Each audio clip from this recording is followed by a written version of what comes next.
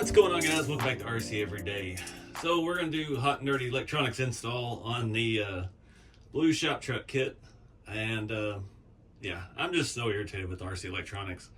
I don't know if it's just my luck or what. I'm not really into electronics. That's not my thing. I like the mechanical engineering and chassis and suspensions and things along those lines. I do not care for electricity. I don't like electronics. And it's just, I'm just frustrated. So I'm still using my DX5 Pro. Its clicky wheel is on the fritz now. It took me about 40 minutes to program the name of this thing in here, which got as good as I could get. This shop truck with caps and lowers all mixed. Yep, let me select that again before we get out of there. And yeah, I'm trying to use some fancy newer electronics, ESC, and it's, I don't know. You got to have a computer to program it, which, okay, but then you got to set up Bluetooth, and I've been through troubleshooting videos, and I'm just done with it. So I've got the takeoff from my Element Ecto, this little reedy doodad here. I forgot I don't have a good servo in here. This is that 50 ounce one I got on Amazon, so we're gonna try it out. It'll work well enough to function test, I guess we'll say. And we've got just, to me, a torque tune brushed motor, nothing fancy. Those are quick enough, and a small 2003 cell Helios. I did swap in the Spectrum 2 whatever, SR215. I would really love to switch radios, but at this point I can't afford it because I have 30 of these receivers in all of my rigs. And yeah, it's just, electronics suck. There's not been any real development in RC electronics since everything went to 2.4 gigahertz. Like this is the exact same screen and firmware as my 15-year-old DX3S, and its clicky wheel still works. I had the rugged briefly when they first came out, but the trackpad didn't work, so I got rid of that. And just not happy with it. But we got basics. We've got just a cheap thing here. This will be plenty big enough, 2.3 LiPo, 2.3S LiPo capable. It's got a good enough BEC, and it'll get the job done. So we're gonna look at putting all this in and how it's gonna fit with our shop truck body. And yeah, so let's get it flipped over. I've got everything run already for the servo. I just ran the servo wire back just along this frame rail, just like a lot of harnesses do on real cars. Yeah, a couple zip ties, and it should reach just fine. We've got plenty of space up here under the floorboard, so I've got our motor wires hooked up and in the right spot. So I'm going to disconnect this stuff, and we're going to kind of pass it through the bottom, get the body back on, and flip it over. All right, guys, I apologize for the beginning of the video. RC electronics, they make me cranky. We got it sorted out. Again, this is kind of a rough setup. The cheap ESC, just a brushed motor, the off-brand servo that's kind of working. It's only got 54 ounces of torque. It'll kind of work. I came up with a really neat battery solution here. So my original plan was to put the battery between the body and the rails here, but this boom axle has a higher input on the pinion, so our drive shaft would hit it.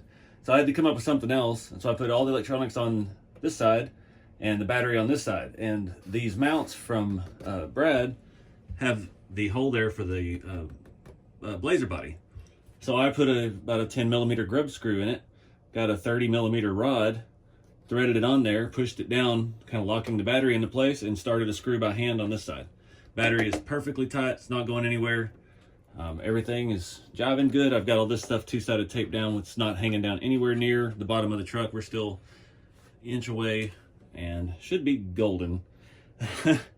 So we're gonna take this thing out for a test run. I did reroute the factory LED wire and had to get a little jumper for the servo. I don't know why. That ESC has two extra outputs, but they're female ended, and this had female end, and I didn't have any male to male wire adapters. And yeah, just love electronics today. So anyway, we should be ready to go. Let me fine tune everything. We'll get outside and drive this thing finally.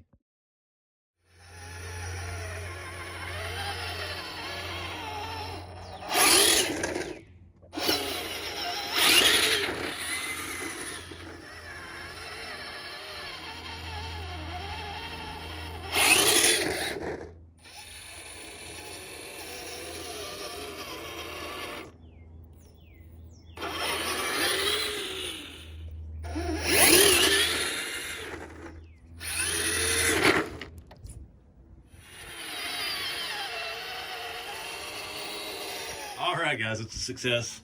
It's not the best setup, obviously. That ESC has drag brake and no way to turn it off. So, not the ideal situation. Like a 1060, little cheap hobby wings I typically have, I'm out of. Those would work ideal for this because you can set that stuff easy with their programming cards. I've done that a bunch. That little servo works. It's not as good as a Reef 99. Doesn't give a whole lot of range. That's all I'm getting for some reason. It turns just fine. I hadn't hit any lag or anything with it. Some of the noise, I know these transmissions are a little noisy, but these boom rear ends are a little noisy as well. We had to shim the pinion on that, and I think we may need to shim the shafts because they are universal, and like these ends come off, you can get the different length ends and shafts and stuff.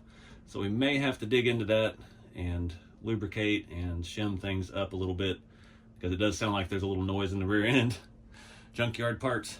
But overall, it's pretty good. My little battery system here is actually kind of cool. Just undo this one screw. Pull that out. I like that you don't have to take the body on and off to get everything in and out. It's 2003 cell. I can get the battery to disconnect. Those little reedy ones, Dean's connectors, are tight. Very tight. So, I dig it. That actually worked out really well. Didn't have any wires get caught on anything. And it's not a very smooth surface I was running on, so turn this radio off before it decides it wants to change its own settings again. Get this started. And it doesn't have to be any certain size rod here. You can use whatever you got.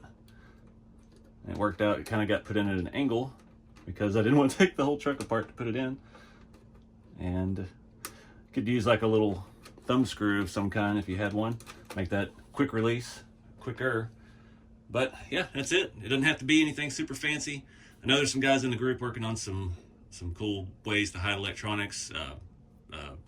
Beef Tubes made his own mounts to hide electronics and, you know, keep everything covered on the bottom. So the sky's the limit. So I think that's about it. I appreciate you guys watching. I appreciate all the support with the kits, and really cool seeing all the stuff y'all are putting together out there. A lot of different styles, a lot of new parts and new ideas. People finding different wheels and going different routes, and it's been pretty cool to see. It's always neat when you get to, it's kind of become another hobby of mine now, is to put something out that's basic like these rat rods and these shop trucks, and then just getting to see y'all's ideas at work and seeing what all y'all come up with. And it's been a fantastic journey so far, and we'll see you out at some events with these things. So until next time, guys, get out there and have some fun with the hobby. Keep it scale, and I'll see you next time.